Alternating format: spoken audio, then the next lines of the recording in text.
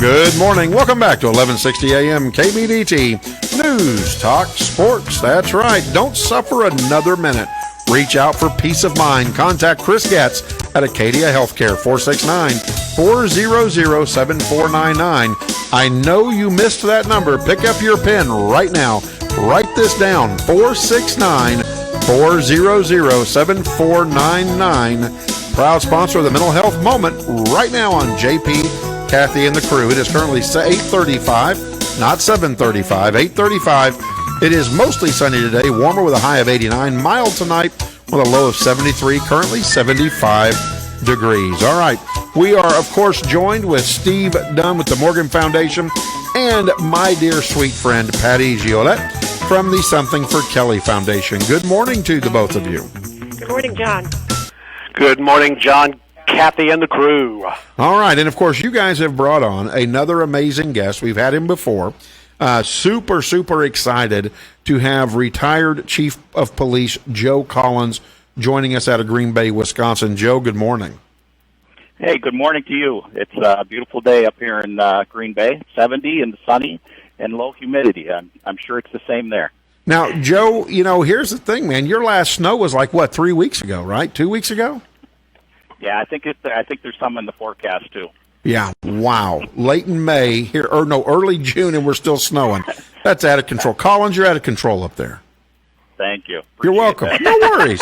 I'm going to turn this over to Patty and Steve before I get you off on a Green Bay Packer conversation. So, Steve and Patty, take it away.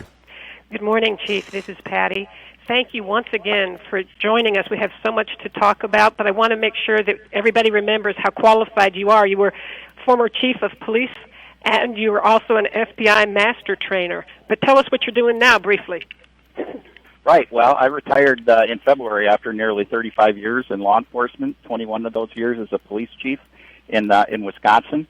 And as you said, I'm one of the master instructor trainers for the FBI National Academy's Officer Resiliency Training Program. We've taught nearly 500 instructors across the country and internationally on how to incorporate resiliency within their agencies to try to change a culture within their organizations to make people more resilient. And back in 2015, as a result of some of the different things that I was doing in Wisconsin, the Attorney General at that time selected me as the Officer of the Year for the state of Wisconsin. Wow. So obviously quite qualified through experience as well as training. So we're very happy to have you on the show again. Thank you. And let's just jump right into it. We all know that these first responders have had unprecedented damages in the dangers, in the last few months with COVID, and now we've got the riots and the protesting and the looting. And how is this impacting the mental health of the first responders? Well, as you can imagine, the mental health of everyone has been significantly impacted as a result of COVID. But our first responders and the frontline workers, and when I say frontline workers, I mean everybody that didn't necessarily consider themselves as a frontline worker maybe 3-4 months ago. The people that are help stocking the shelves, the truck drivers, the firefighters, the nurses, everyone has definitely stepped up during this situation and taken on a role that is significantly different than what they had been trained to do. And that includes our law enforcement officers. You know, what we've done in the past decade is train our officers to be very proactive, to get out there, make connections with their communities. And when this happened, they were told to take everything that they had learned about how connecting with communities and people in their communities and building relationships and put that aside because they didn't want to have to be physically close to people if it wasn't a necessity. And it's very difficult to build relationships when you have to be separated from people. Now, Chief, of course, our officers are trained to confront many different types of threats and dangers, but with COVID-19, they were facing exposure to a virus, something that was completely unexpected and unknown. How does exposure to a danger like that impact their job duties and their state of mind? Well, first of all, you have to remember that all of our officers are individuals, so they bring a different story to every single situation, their life experience, their family at home, that maybe most of those people have had to stay at home but their loved ones are out working and then coming back. Everybody likes predictability because you can plan for that. You can kind of set things up, and you can go back to what I call your playbook, because most of the time, the things that you're encountering, you've had some experience, and you can plug different things into what you're facing right now. But this is totally unpredictable. Every single day, things were changing as far as what you're supposed to do and what was working, what wasn't working. And we don't deal well with that just as a normal human being. But people that get into the law enforcement and the first responder community, they really adhere to a playbook or plans and procedures on how to deal with different situations. And this fell totally outside of that world. Chief, and of course, and now it seems like years ago when COVID-19 was here and our first responders were looked upon as heroes and were held up and were supported, and there was such an outpouring of public support. And then in a span of about 7 minutes, that all dramatically changed. And a very broad brush of racism is being painted again, towards seemingly every police force in the United States.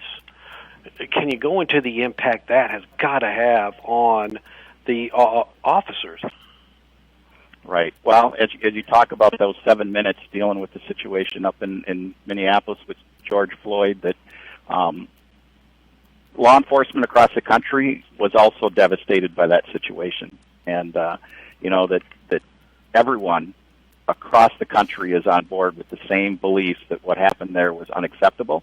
That's not how we perceive law enforcement. That's not who law enforcement is.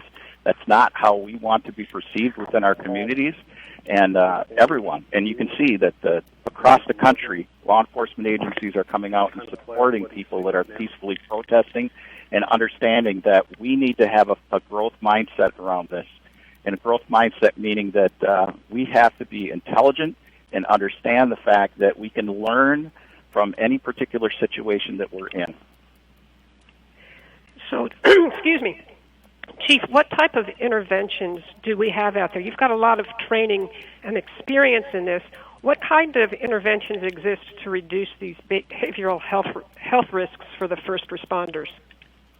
Well, what we advocate with our resiliency training program is trying to get the skill set in place for the officers before crisis occurs or a large situation occurs like we're in right now, and giving people skill sets so that they can actually understand how they're responding to that or reacting to that as individuals. This is behavioral mental health moment, so we're going to get a little bit into that. And when someone is faced with a crisis or something that's unexpected or something that's scary or fearful, certain chemicals are dumped into their body, and that activates the nervous system, and it activates the sympathetic nervous system, and that's the fight or flight. That's where you're fearing things, and your body gets tense, and it's important because you need to be able to defend yourself. But when those situations are no longer in place, you need to be able to control your sympathetic nervous system and actually activate what's called your parasympathetic nervous system. And that's what we call kind of the brake pedal in your body so that you can actually respond appropriately to situations. Viktor Frankl wrote a book several years ago on the man's search for meaning. And one of the quotes that's taken from his book is, between stimulus and response, there's a space. And in that space is our power to choose our response. And in our response lies our growth and our freedom. That's how we define our humanity, is in those spaces and in our proper response. That's an excellent response, and thank you for sharing that, because I don't think a lot of people are aware of the extent to which you have this kind of training. When we were speaking, you said that they're now being advised or trained to react differently than what they've been trained to do, and that originally they were trained to be community-based, et cetera. Could you speak a little bit about how the officers are now being coached to change? Right. And words are very important. So you said react, and what we want our people to do is to respond. Because when you respond, you're actually using the front part of your brain, the thinking, the human brain, and you can actually put things in place then that are done correctly. Sometimes when we react out of emotions, and we react inappropriately at times. And so what we're trying to do is show the difference between that and how one thing that you can quickly take over, and that's your breath. If you can actually take control of your breathing, you can actually activate your parasympathetic nervous system. So that's one of the tools that we show officers. We have them practice, and we actually have them implement during stressful situations so that they can actually experience what it feels like to not necessarily be in control of your nervous system and then taking control of that. And that's one of the things that we try to do during that. And then during the event, what we try to do is teach other people the resiliency skills so that when they see other people that are spiraling or maybe reacting inappropriately, that they can stop that from happening.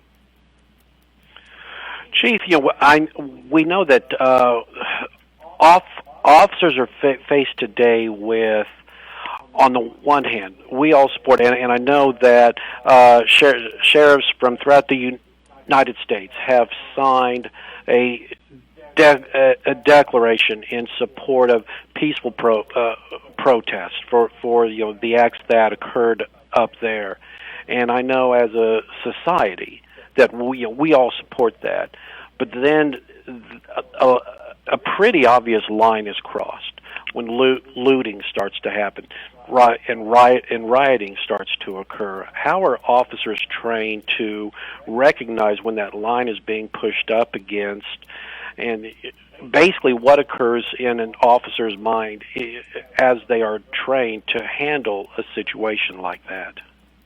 Well, we've seen lots of pictures of that, obviously, where people are in the officer's face and they're yelling at them, and then they see destruction within their communities of that they're sworn to protect, and they need to make sure that they're protecting the community at large, and sometimes they're not able to stop other things that are going on because that might not have the larger results that they're looking at.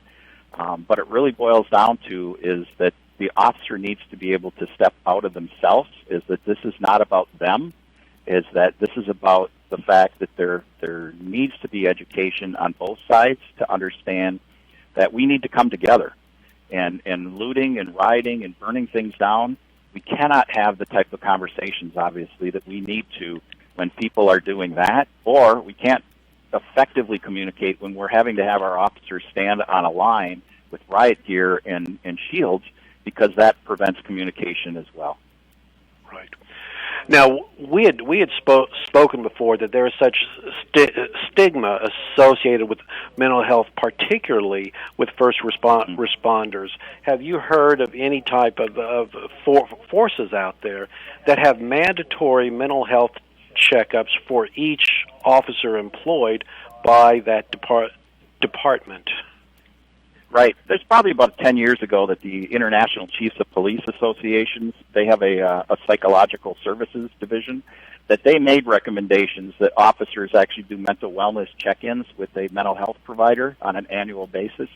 And we started doing that within our organization probably about 8 years ago, where we had our clinician, our therapist, actually meet with every employee for 45 minutes while they were working annually.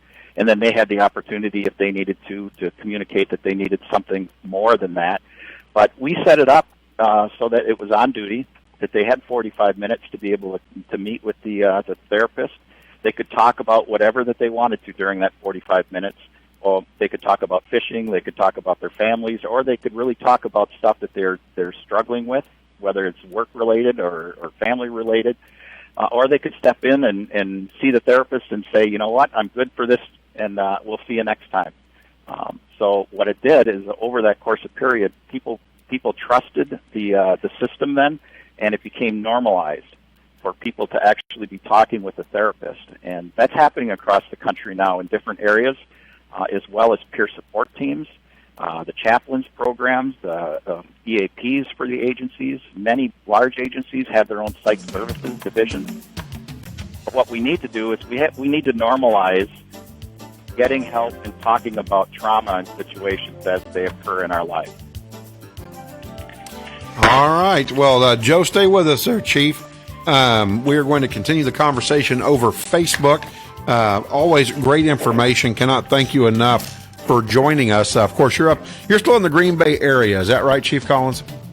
That's correct. We were planning on moving to Texas, and obviously this situation and COVID kind of put a brakes on that for the time being. Well, you need to get down here. We are the land of open, my friend.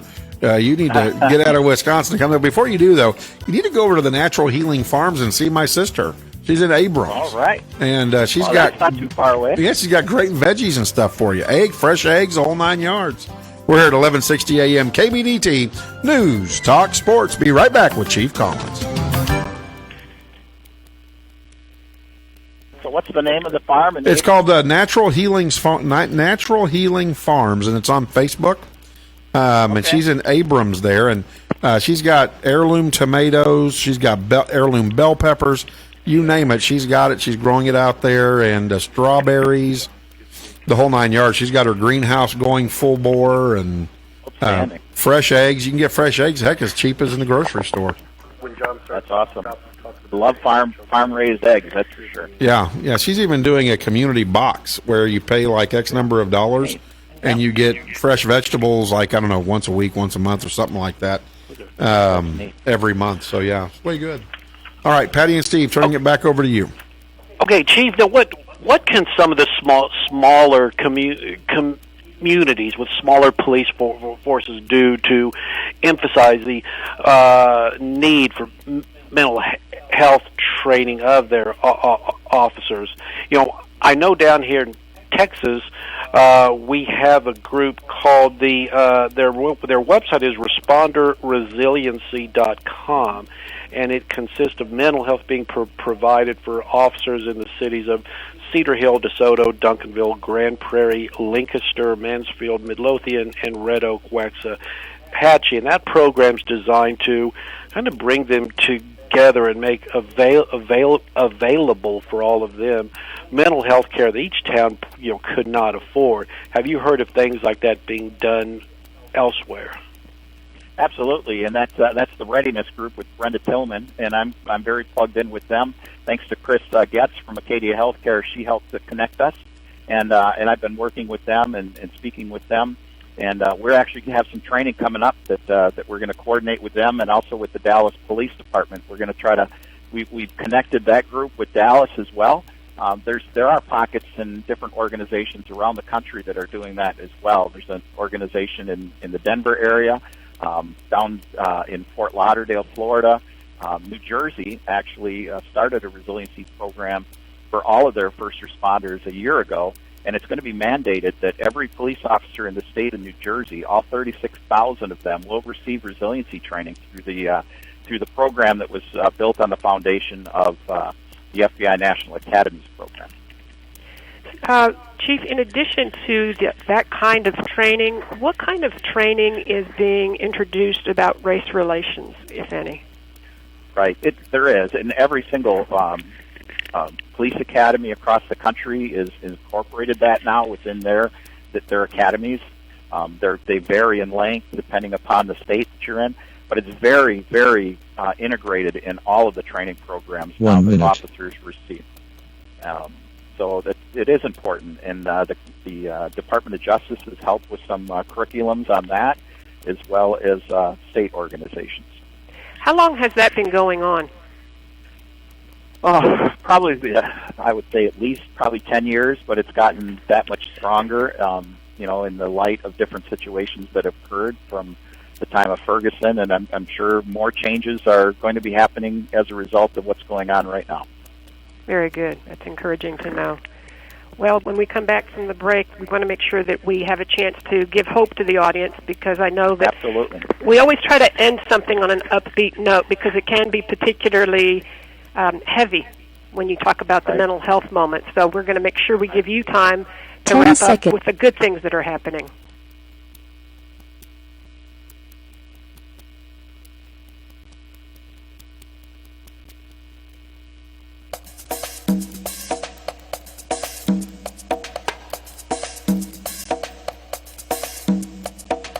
Good morning. Welcome back to 1160 a.m. KBDT News, Talk, Sports. Don't suffer another minute. Reach out for peace of mind. Contact Chris Getz at Acadia Healthcare. That's 469-400-7499. One more time, that's 469-400-7499. Proud sponsor of the Mental Health Moment. All right, it is currently 75 degrees. It's going to be a high of 89 today with a low of 75. That's right. It's currently 8:54. And we've got Steve and Patty joining us from the Morgan Foundation and the Something for Kelly Foundation, along with Chief Joe Collins out of Green Bay, Wisconsin, talking about everything that's going on and how it impacts not only the citizens, but also our first responders. Patty and Steve? Thank you. Thank you again, John, and again, Chief. It was such an important show for us to have you on, and so timely and relevant, et cetera. We've talked about all of the tragedy and the tough news, but we also have talked about mental health training and race relations training. We like to give hope at the end. If there's anything else that you know of that the police officers and the chiefs around the country are doing, now would be a great time to tell us what we have in the hopeful department. Absolutely. Well, as you know, with Acadia Healthcare and Chris Getz being the sponsor of this show, Acadia, and I work for them now on a full-time basis as of February, and my sole job is taking care of public safety, first responders, their agencies, and their families to get the behavioral health care that they need, to also help with resilience before the events occur so that they have the skill set. And one of the projects that we're working on is called Resilient Minds on the Frontlines. We have a Facebook page that's that titled, as well as a website and a YouTube channel. And we're launching the 20th episode of videos today, actually, if you go to that website. And what our whole goal on that is to provide 15 minutes of hope during a world turned upside down. And each one of the different segments touches on some aspect of resiliency and how you can incorporate resiliency in your life. And it's not just for first responders, it's for everyone, because resiliency skills actually, when you embed them in your life, can have significant impact on positivity and growth within your life to become a better person. And taking care of yourself is one of the most important things to do so that you can give better care and better attention to those that you love and care about around you. Wow, that's very, very impressive. I know that you are especially trained in that area, and I think more people should be made aware of those programs. So what is it that was the URL for that website again, so that anybody listening has a chance to dial that up? Right, it's onthefrontlines.us. Onthefrontlines.us is the website, and then if you go to the YouTube channel, it's Resilient Minds on the Frontlines. And the episode that we're going to be launching today is actually by Chief Michelle Freeman from the Las Vegas Department of Public Safety, and it's talking about the importance of connections and what that means during times that we're facing right now. And I actually summarized the video, and I'm in that, and I talk about the frustration that I have around the terms that we use, social distancing.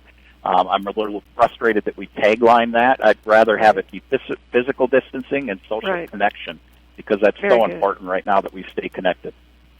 Very, very good, sir. We're getting close to the end, so is there any advice that you would give to first responders and to their families so that we're ending this on, yes, here's a place to go, here's what you need to remember?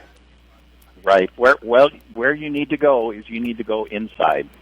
You need to make sure that you have purpose and that you make meaning out of the situations that you're in right now. Because if you're where your feet are and you actually make meaning, that comes from Viktor Frankl's book, is that he was a Holocaust survivor, and he was able to make meaning out of the situation that he was in. So he was able to shine light during difficult situations so that he could look at it from a different perspective, and he could understand that that particular situation, as well as the situation that we're in right now, can teach us something, and we can learn from it, and we can become stronger if we definitely take time, take a breath, and understand where we are and what our values are, and make sure that we're living our values every single day. All right. Well, Chief Collins, again, cannot thank you enough. Patty and Steve, thank you for another awesome guest and bringing Chief Collins back. Of course, Chief, good luck in your new digs there. Thank you. I appreciate that. We cannot thank you enough for the knowledge that you have and that you're able to share that with us so we can get a better insight of what may be going on, what may be going through the minds of some of our first responders and how maybe the citizens may better react and better interact. And so, again, Chief Collins, thank you, and be safe up there in Green Bay, Wisconsin. You are always welcome down here in Texas. Thank you. I appreciate that, and I will be there very soon. Yep, you bring cheese, we'll bring the barbecue. How's that? That's a deal. That's a deal. All right, Patty and Steve, have a blessed day. Chief Collins, have a blessed day.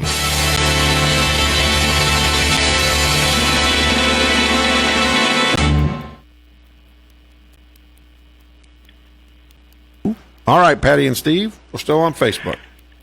Yes, absolutely. And before we go into things, just need to make just a small shout out here. We had a past guest on the show. His name is Don. Just want to say, Don, I just read your email.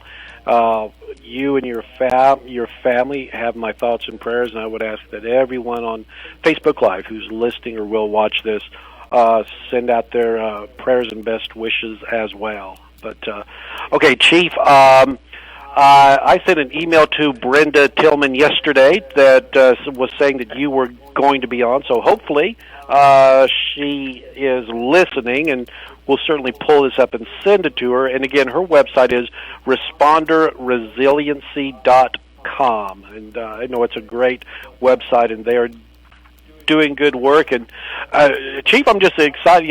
Can you go into just a little bit more about what you're doing for them or how you're interacting with them? Right. What we're doing is we're connecting them. One of my roles as a strategic account manager for Acadia Healthcare is to connect like-minded organizations that have, they're at a really good stage where they've re-upped their grant. And they've helped other organizations get grants to be able to do this in different parts of the country. I'm actually going to be helping them with some of the resiliency training that I do to be able to give them some format around training all of the different organizations and agencies that they're involved with. I talked with Brenda, so I'm not quite on Friday, so I'm not sure how quickly she's going to respond to your email because she's taking time for herself and her family this week, and they've taken a very much needed family vacation. So they'll be back though, and she'll be recharged and re-energized when she hits the ground back in the Dallas area. Wonderful, Chief. Is there anything else we have not covered that you would like to say or go into? Well, I guess want to assure everyone that I know Dallas Police Department and the local communities are working very hard to connect with their communities. I had the opportunity to actually teach with Chris Getz out at the police academy a couple of weeks ago. I was able to get down to Texas for a full week. It was 2 weeks ago. And talking with the recruits at the academy about resiliency and taking control of their nervous system and how to properly respond. And Chris talked a lot about what they're going to face on the mental health areas and people that are struggling with addictions. And they were definitely there to learn. They're definitely positive force. They really want to get connected, and it's truly a reflection of the community when you see the men and women that have chose to take up this profession and protect their communities. Well, that's great, and that really brings it right home for us as well, which of course we enjoy.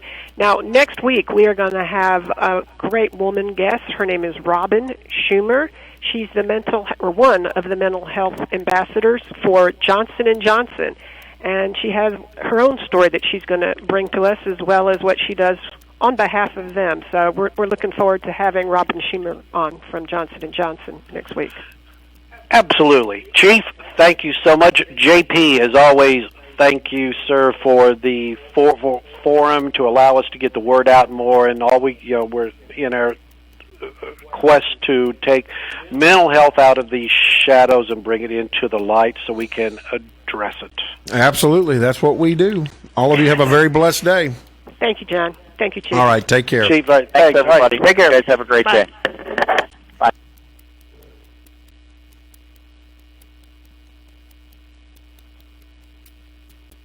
day. Yeah, no kidding, Gail. Good choice. The astronaut left Earth. Smartest thing that anybody could do. That's a pretty good line. I like that. All right, everybody have a blessed day.